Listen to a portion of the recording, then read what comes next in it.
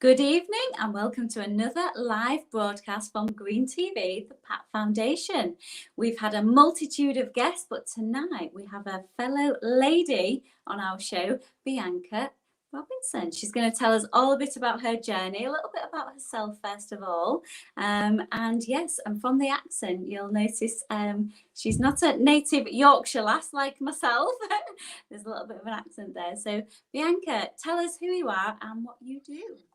Thanks so much, Gail. So great to be here. Yes, I am a Kiwi. I've lived in north of England. Yeah, I've lived in the north of England since 2002. So I'm actually an honorary Teessider. I live in Saltburn by the Sea on the coast, and today I had the privilege to actually get out in the sea and go surfing as well. So I love it. And I feel that was a bit cold. It was very freezing. I had a hood, gloves, booties, 5mm wetsuit, and when that sea hit my face, I can tell you, like, the cold, that spring headache times to the power of 100. It was freezing. I know that feeling, having tree planted on the top of a hill in Otterburn with hailstone and wind. Yes, I know what cold feels like, and I'm not doing that again. Oh, well, good for you. That's really cool. Surfing in Teesside. That's pretty awesome. So tell us a bit of background about yourself, Bianca. So what brought you over to England first of all? Oh, well, I had lived here, and I'd lived in London and Edinburgh. And I was about to have twins, and I needed to go home and be surrounded by family, because I thought at the age of 25 I needed that support. So my partner and I went to New Zealand, and he's from this neck of the woods. So we spent 2 years there, but then we made a bargain that we would come back to this area so that he could be near his family. And I didn't know where we would settle, but I kind of fell in love with Saltburn by the Sea. It's a Victorian town. It's absolutely beautiful. It's right next to the North York Moors. Yes. And so here we've been ever since. Oh, how lovely. So you came back for love. That's quite romantic, isn't it? I must say, we are divorced now, but at the time we came back for love. I did. Well, we'll move on from that one then. But no, and you stayed, so obviously you loved it. So really nice. We love it. I do. Tell me a little bit more about. So you're the CEO of the Sleepout. So you've done various ones up and down the country already. Tell me a little bit more about that for our viewers that don't know.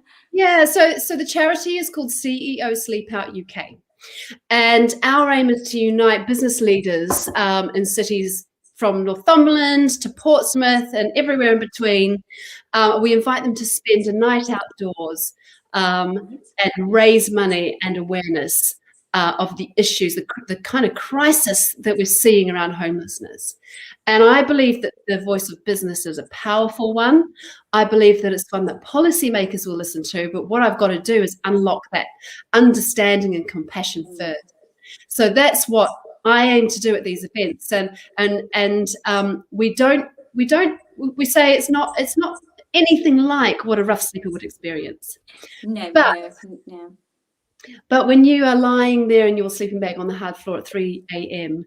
looking up at the stars and hearing all the noises around you, you do start to gain some insight about what it's like. And then the next day at 3 p.m, when you're slumped at your desk trying to get through the day, it really does hit home some of the expectations that we have of people who find themselves homeless. They're in survival mode. They're not sleeping. They're just trying to get through the next 24 hours. So it really works. The feedback I get, I had feedback today. I had a sleep out on Monday night, Milton Keynes.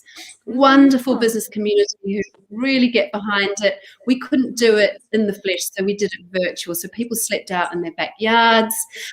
One business leader actually asked his school if he could find a patch of land there that was safe for him to sleep. So that's where he slept. And the feedback was, absolutely what I'm aiming to achieve.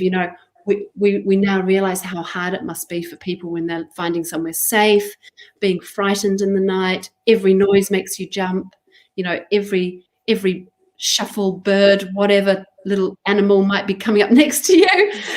You can't imagine. Yes, you take it for granted. Yeah, and then of course they go home, they have a hot shower, they have a meal, they can get into a warm bed under a cozy duvet, and you start to realize the contrast. But I do let everybody know that homelessness is so much more than just rough sleeping. Yes. Rough sleeping sits at the tip of a very large iceberg. And during the pandemic, Gail, rough sleepers became invisible, because what happened was the government set aside money and gave councils 3 days to get every rough sleeper into accommodation. And that was called the Everyone In scheme. So a phenomenal intervention occurred at the beginning of the first lockdown, where councils had to get every rough sleeper into a hotel room, a B&B, just anywhere they could find accommodation. And it worked because hotel rooms were standing empty anyway. Okay. Yeah. Yes, and as an intervention, that got 32,000 rough sleepers into that first step accommodation. Then what happened is a proportion of those felt valued, felt like they were being taken care of, and have gone on to get back on their feet. But a proportion of those have gone back out onto the streets. And in the second and third lockdowns, there was no Everyone In, and there was no provision for next steps accommodation. Right, so it's just a temporary fix. Yeah, but what we've seen is that it works. You can solve rough sleeping, so you can give people accommodation, and a majority of those will actually take that opportunity to get their life back on track, because they've got a safe place to sleep, they've got somewhere warm, and they can start to remanage things in their life. But what we absolutely need is a next steps accommodation plan, so that they can go from that temporary hotel room into a secure, affordable, long-term home. Right. And that means that person has that stability where they can start their life again. And get back on their feet. Yeah, absolutely. And we're not just talking, so the image of a homeless person is male, maybe his late 20s, 30s, addicted to substance, it's the stereotype, but we are talking about mums with kids. There's 250,000 children in the UK registered homeless right now. Really so mums with kids, young people who've been sofa surfing, who for whatever reason can't live at home, they've got to bunk down on somebody's sofa, and you need to ask yourself, what does that person have to do to earn that place on that sofa? And some of the answers to that are not pleasant. No. And there's a big stigma with it as well, isn't there, Bianca? I know that it's kind of, I've heard people, say, they kind of step over the homeless and overlook them, think, they've chosen to be that way. But some people haven't had the chance and fallen victim to, and that's their only option, it is to be on the streets, and it's not their fault. It's not their fault. Quite often it's a series of life events. So relationship breakdown, followed by losing a job, followed by losing the ability to pay for your accommodation, and then eviction, and then where do you go? Or it's illness, chronic illness can lead to homelessness as well. So there's lots of reasons why somebody might be homeless, but we blame. We're a culture that tends to blame people less fortunate for their lot in life, and it's really wrong, because somebody, they might be addicted to substances, they might have a load of problems that they're trying to deal with, but what they're trying to do is actually just get through the day and numb that pain, numb that trauma. And when we start talking about trauma, and believe me, I'm just telling you the things I've learned over the years of being in my role as CEO of CEO Sleepout, from charity bosses that know more than me, who work with these people every day. But I've learned a lot, and it's been quite a steep learning curve as well. But when it comes to trauma, that's a big trigger. So somebody who's had a lot of childhood trauma, you see a lot of those people find themselves homeless later in life, or one big trauma, such as serving in the armed forces. Yes. And which is obviously the link which comes to us. So Yeah. Bianca, how long have you been doing these sleep outs? How long have you've been doing the sleep outs? Is it years, or you just for our viewers out there? Yeah, so 2017. So my background, Yeah. I was the boss of a web and creative agency in Middlesbrough. Oh, right. I was a freelancer, and I was lecturing in Newcastle and York, and I was juggling a few plates. And the chairman, who's called Andy Preston, he's actually the elected mayor of Middlesbrough, and I understand you're chatting with him next. He's coming. He's on the show next week. So thanks for that. So he phoned up, and he started this in 2013, and I'd helped him with the very first one. I slept out on the very first one, and he said, "Can you help? Because it's grown to a number of events, including London and Manchester, and needs some help." So I said, "Can't really squeeze any more time in, but I'll see what I can do." And I thought, that's great that he cares. Yeah, I'll work nights and weekends is what I thought. Okay. And then it just took over my entire life, because it made me, I was operating from my values base. It was something that had always shocked me as a Kiwi, as a New Zealander. I had never seen a rough sleeper until I came to live in this country. So it was a massive shock. And then when I lived in Edinburgh, and temperatures plummet to, regularly minus degrees, minus 10 degrees. And rough sleepers used to line up on the Lothian Road. And, it was heartbreaking. So I thought this is a great thing to do to raise awareness. And now I know it can be solved. I'm thinking we just need a groundswell of support from the business community, and we can put that pressure on to get this fixed, to get it solved. The work you do is amazing. I mean, if anybody can make an impact and anyone can, get everybody involved, it's you, Bianca. I'm trying. I'm trying really. Last year was so tough. Oh, we just need some, we need everybody to rally around and everybody to get on board with this. So that leads me on to the veterans. Obviously, you've organised, is why we've had our conversation and liaised, and you want to obviously do a CEO sleep out for the veteran community. So tell us a bit more about that for our viewers, please. Yeah. So on 26th of May 2021, right, that's not we far. will be doing Sleep Out for Heroes. And Sleep Out for Heroes is open to any compassionate person across the country who wants to raise awareness, raise £100 if you can, find a safe spot at home, inside or outside, and do a sleep out with us. We'll do a video call on the night so that everybody can meet and greet and see each other's pictures, and there'll be some entertainment. I've got some fabulous wartime singers as well to just bring some entertainment to the evening. And we will raise awareness of veterans homeless. Now, according to the Royal British Legion, 6,000 veterans are homeless in the UK. And that's 6,000 too many as far as I'm concerned. Nobody who's served should be left out in the cold. And so I want to unite across the UK to fight for those who fought for us. And so if you've got an interest in the armed forces and somebody that's fallen on hard times, then please do get involved. This is a fab opportunity to show that you care and do something about it. Well, we'll certainly help you promote that and get the word spread out there for sure. I know we've got a couple of members on our Green Task Force that have been affected by homelessness, and they just need a helping hand.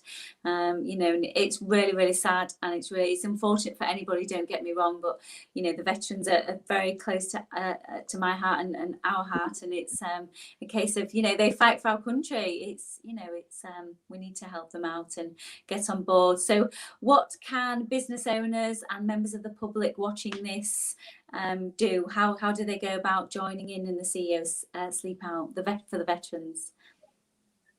Head to our website, which is ceosleepout.co.uk. Right, and we'll put the links on this. Yeah. On that homepage, you'll see all the events that I've got coming up. Okay. Sleep Out for Heroes is the next event. There we go. Oh, brilliant. Yeah. Thank you, AD. Hey, that's great. So ceosleepout.uk.com works, and so does ceosleepout.co.uk. So both addresses get you there. There's all the events on the homepage. You can choose Sleep Out for Heroes, Or if you're in one of the cities, London, Manchester, Middlesbrough, or even in Northumberland, we've got Sleepouts running in May. So, yeah, so you can see there and you can sign up and register. It's fairly easy. Absolutely. So that's the 26th of May. So 26th of May. brilliant. Oh, that's it. Yeah, Andy's just actually mentioned there. Yeah, it is. It's a case of they don't need a hand out, they need a hand up, and they do. It's, you know, it's I'm not going to say it's a pride thing, but it is. A lot of them just need to ask for help, and it's that first step. You know, we've touched on a lot of things throughout the Green TV, and I know obviously a lot of people, a multitude of things.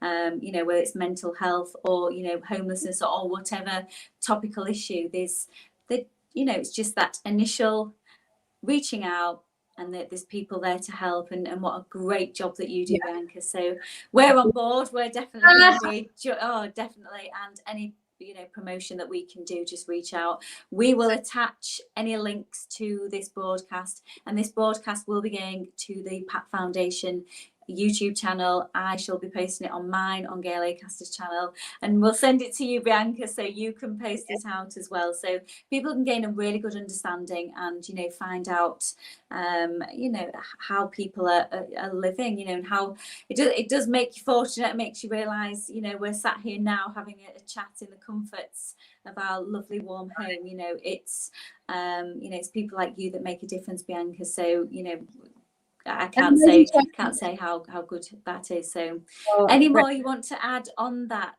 for me? Yeah, so CEO Sleepout is an umbrella charity, and we are funding other charities' amazing work. And I've worked with Walking with the Wounded for 2 years now. We're working with All Call Signs, the Rifles Benevolent Fund, and other charities up and down the country will be getting involved. So just to say, but my job really is to raise that awareness and create that support for change, and that's what I'm really trying to do, Gail. It's people power, isn't it? If enough of us make some noise, absolutely, we could see a change. Exactly. And I think, as you know, the veterans out there, they're the tough guys sort of on the line, but I think us feisty females behind them supporting them is going to make it a big big difference. The guns, I think your guns were bigger than mine, Bianca, but I realised I lost mine in lockdown. Yes, you know, it's about making that change, and it's about, you know, speaking together. One person, I know a lot of people out there think, oh, what can I do? How can I help? You know, every little help, every little gesture, you know, does make a difference to people's lives. So absolutely. Oh, thanks so much for coming on the show. We've had a lovely time. If anybody wants any more information or wants to get hold of Bianca, obviously we've given details here. We can post the links. Is there any other way people can contact you directly, Bianca? Do you have an email address? Yes, so it's Bianca at ceosleepout.co.uk. We've got a Facebook page. You'll find us CEO Sleepout UK, and you can jump on Messenger as well. So if you hit our website, the Messenger box pops up. Oh, brilliant! So brilliant. And I think Ada's just popped up the link there, so that's brilliant. Thanks for that. Right, well, thanks ever so much for coming on the show. It's been a pleasure. Yes, I'm very impressed with the. Is there any more surfing planned for the week? No. It's too cold. I call it my ceremonial annual surf out once a year.